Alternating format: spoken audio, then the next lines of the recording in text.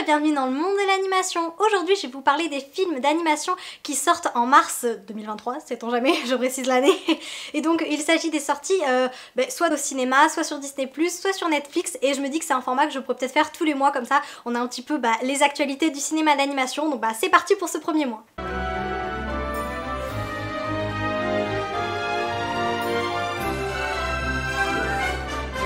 Avant de commencer la vidéo, je parle brièvement de mon blog qui s'intitule aussi Le Monde de l'Animation.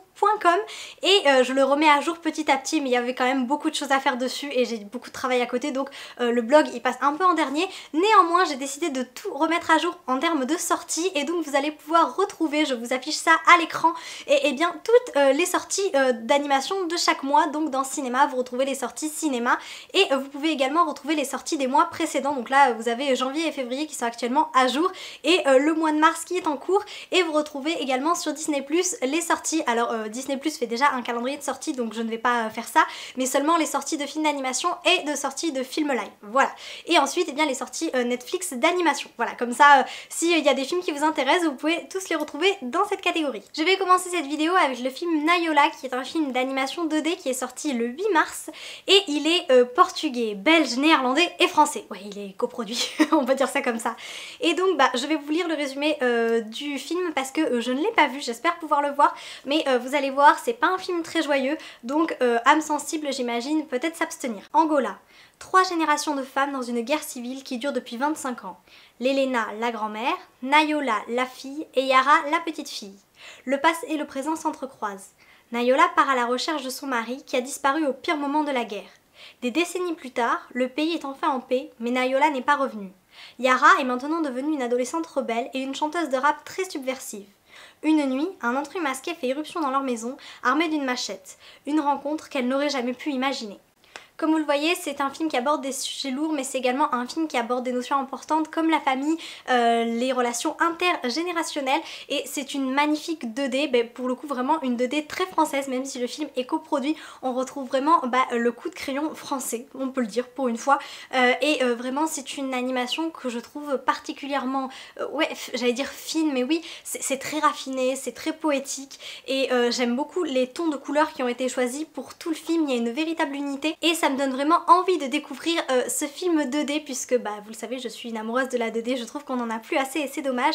Donc sincèrement, même si je sais que c'est un film qui sera pas spécialement facile à regarder, j'ai vraiment envie de le découvrir, et dès que j'aurai un moment, je pense que celui-ci, je vais le regarder. Nous avons ensuite Le Lion et les 3 brigands qui est sorti le 15 mars, et cette fois-ci c'est un film norvégien, un film en 3D et qui s'adresse plutôt quand même à un jeune public. Ça a l'air d'être un film assez coloré, assez dynamique, et le résumé est sympathique. Bienvenue à Cardamome, la ville la plus paisible du monde. La boulangère prépare ses petits pains, le cordonnier répare les souliers, et la météo annonce toujours du beau temps. Rien ne pourrait semer le trouble parmi les habitants. Rien, vous dites? C'est sans compter 3 drôles de crapules du nom de Casper, Jasper et Jonathan qui se sont mis en tête de s'aventurer en ville. Et attention, ils ont un lion. Donc comme vous le voyez, ça a l'air d'être un film assez gai. Je pense que c'est vraiment un film familial à voir le dimanche après-midi comme ça, en famille, posé sur le canapé. Enfin, du moins c'est ce que je pense. Il est encore une fois adapté, selon moi, à un jeune public quand même. L'histoire a pas l'air d'être très profonde, mais je pense que c'est un bon passe-temps. Voilà, c'est un petit film qui a l'air d'être gai, drôle, et il est actuellement au cinéma, donc je sais qu'il est pas diffusé dans tous les cinémas. Moi je l'ai dans le mien il me semble, mais il y a certains jours où il passe pas parce que c'est un petit film, donc si vous intéresse, vérifiez bien les séances selon votre cinéma. Ensuite le 29 mars sortira Le Royaume de Naya, et ce film là c'est celui que j'ai le plus envie de voir, vraiment. J'irai le voir au cinéma, ça y a aucun doute là-dessus, c'est sûr que dès qu'il sort je vais le voir en salle. Et donc c'est un film ukrainien qui est un film en 3D, et c'est un film de fantasy avec un léger fond de romance, et franchement je trouve que l'animation est superbe. J'ai craqué sur la bande-annonce, et même j'ai craqué ne serait-ce que juste sur l'affiche de présentation du film. J'adore l'héroïne, elle est belle comme tout. J'ai vu quelques commentaires qui reprochaient les couleurs un petit peu trop vives, mais moi franchement j'adore cet univers là, tout ce qui est magie, forêt, fantasy, c'est tout à fait pour moi. Donc il me tarde tellement de le voir, vraiment. Par-delà les hautes montagnes noires se cache un royaume peuplé de créatures fantastiques. Depuis des siècles, elle protège du monde des hommes une source de vie éternelle au pouvoir infini. Jusqu'au jour où Naya, la nouvelle élue de cette forêt enchantée, rencontre Lucas, un jeune humain égaré dans les montagnes. À l'encontre des règles établies depuis des millénaires, ils vont se revoir sans prendre garde aux conséquences qui s'abattront sur le royaume.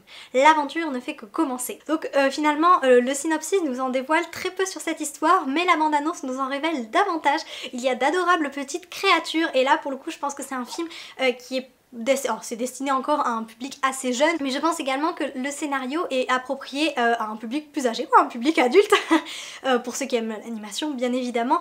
Mais voilà, l'univers magique de Naya, j'ai très hâte de le découvrir, d'autant plus qu'il y a quand même, comme je l'ai dit, une petite romance, et ben, moi c'est ce que j'aime dans les films, et il y en a plus beaucoup des romances de nos jours, hein. Les Disney, tout ça, les romances ont été bannies, donc celui-ci, bah, j'ai vraiment très hâte de le découvrir. Nous avons ensuite Contes de printemps qui doit sortir également le 29 mars au cinéma.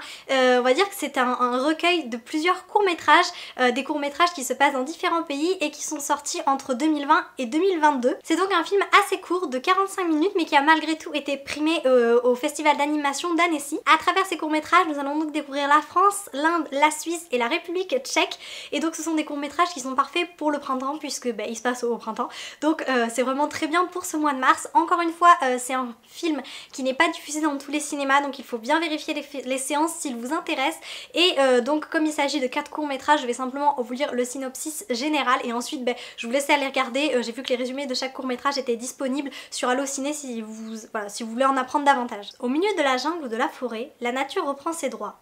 Les rencontres en surprennent plus d'un, les sentiments amoureux éclosent et les troubadours chantent pour la reine. Des histoires d'une grande originalité, portées par de jeunes talents de l'animation pour fêter cette saison pleine de promesses. Ces courts-métrages ont l'air d'être vraiment doux, tendres, c'est le mood parfait pour le printemps. Si vous voulez aller regarder quelque chose oui, parce qu'il y a cette ambiance un petit peu cosy au printemps, on parle toujours de, vous savez, de l'automne, hiver, cette ambiance cosy qu'on aime bien là sous un plaid, mais il y a aussi l'ambiance, je trouve, très cosy, très tendre du printemps avec le chant des oiseaux, le bruissement des arbres, des feuilles, enfin du vent. C'est vraiment quelque chose, je trouve, qui est un côté cosy, et je pense que ces courts-métrages le représentent parfaitement. Donc si vous aimez l'animation 2D et des recueils je pense que ce sont des recueils quand même très poétiques, et bien Contes de printemps est sûrement fait pour vous. Ensuite sur Netflix est sorti le 17 mars L'éléphante et le magicien, et ce film là j'ai envie de le voir vraiment par curiosité. C'est un film d'animation 3D qui s'adresse d'après ce qu'ils disent aux petits, mais j'ai l'impression quand même que le scénario peut être également adapté pour des plus grands, et c'est un conte plein de douceur selon les commentaires et les retours que j'ai pu en avoir, et moi je l'ai pas encore vu, mais franchement je pense que celui-ci ça va être mon prochain film puisqu'il est sur Netflix. J'imagine que un soir quand j'aurai le temps je vais le regarder. Et cependant là je fais une petite aparté, j'espère que la protection animale sera quand même présente, parce que moi je suis pour la protection animale pour ceux qui ne le savent pas, donc j'espère qu'il n'y aura pas trop cette notion de captivité, de cirque. J'espère que Netflix saura délivrer un vrai message sur la protection animale comme ils ont su le faire avec Le Monstre des Mers. Donc ça c'est mon attente pour ce film là. Et ensuite pour le résumé je vais vous le lire tout de suite. Peter est à la recherche de sa sœur disparue depuis longtemps. Lorsqu'il croise la route d'une liseuse de bonne aventure sur la place du marché, une seule question lui vient à l'esprit. Sa sœur est-elle encore en vie ? En guise de réponse, la voyante invite Peter à suivre une mystérieuse éléphante. Le jeune garçon se lance alors dans un périple mémorable, au cours duquel il devra accomplir 3 tâches en apparence impossibles qui, par magie, vont bouleverser sa ville. L'éléphant du magicien s'inspire de l'œuvre classique de Kate DiCamillo, auteur récompensé par 2 prix John Newbery. C'est un film qui s'annonce très tendre, avec une belle relation entre cet enfant et l'éléphante, et moi j'adore les relations avec les animaux, surtout quand il y a un lien très fort qui se crée comme ça entre 2 personnages. J'espère qu'on ressentira cette symbiose et cette harmonie qu'ils partagent à l'écran. Donc ce film là, si vous avez Netflix, sincèrement je pense que je l'ai pas encore vu, donc je sais pas si je peux vous conseiller de le regarder, mais je pense quand même que c'est un film à voir. Et franchement les films qui sortent sur Netflix, Netflix nous a quand même habitués à un beau niveau d'animation pour toutes ces sorties, donc c'est pour ça celui-ci j'ai quand même hâte de le découvrir. Et voilà pour ces sorties d'animation du mois de mars 2023. Cette liste est non exhaustive, je peux avoir oublié des films, j'essaie de chercher un petit peu partout pour voir toutes les sorties qui sont annoncées, mais il faut savoir que les films d'animation, à part les très populaires, c'est-à-dire Disney, DreamWorks, enfin les gros studios qu'on connaît, c'est pas toujours facile de trouver les dates de sortie ni de trouver les films d'ailleurs, parce que souvent ils sont pas beaucoup annoncés finalement, parce que c'est pas ce qui intéresse le plus la majorité des gens. Donc voilà, je peux avoir oublié certains films, et dans ces cas-là j'en suis désolée, et n'hésitez pas à me dire dans les commentaires s'il y a des films que j'ai oubliés, que vous avez vus et qui vous ont plu, ou si vous comptez voir certains des films de cette sélection. En espérant vous avoir apporté un peu de magie, à bientôt!